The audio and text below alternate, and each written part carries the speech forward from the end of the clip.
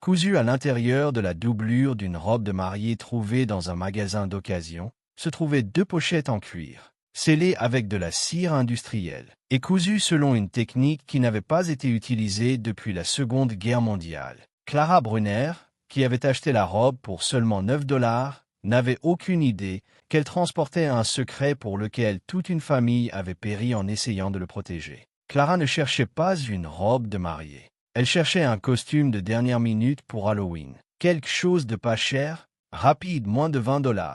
Elle parcourait les rayons du magasin d'occasion à Madison, dans le Wisconsin.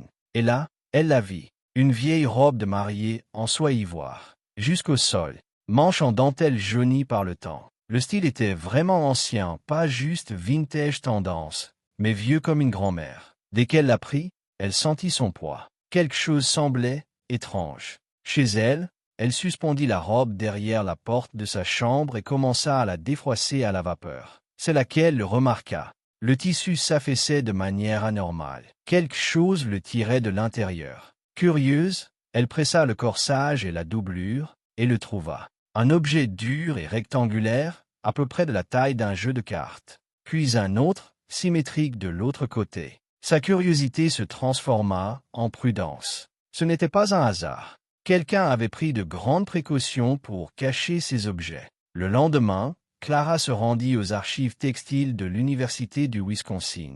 Elle avait suivi un cours d'histoire du textile et se souvenait que l'école avait un fonds d'archives. Le docteur Philip Ryder, conservateur principal, examina la robe avec attention. Son expression changea quand il toucha la doublure. « C'est une technique de dissimulation de guerre », expliqua-t-il. Les familles fuyant l'Europe occupée cachaient leurs objets de valeur dans leurs vêtements. Les coutures et les seaux de cire sont très spécifiques, destinés à protéger le contenu lors des contrôles aux frontières. De retour dans son appartement, Clara voulait voir par elle-même. Avec un couteau utilitaire, elle coupa soigneusement la première pochette. À l'intérieur, des diamants. Bruts, non taillés, des dizaines, allant de la taille d'un petit pois à celle d'une bille. Elle ouvrit la deuxième pochette.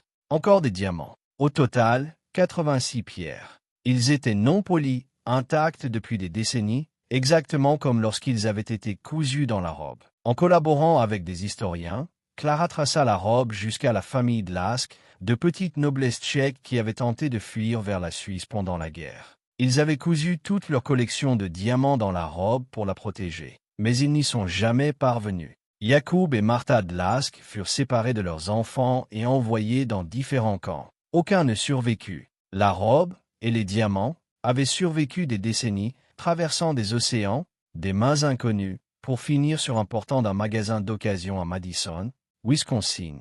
Lorsque Clara confirma l'authenticité des diamants, elle avait un choix. Elle aurait pu les garder.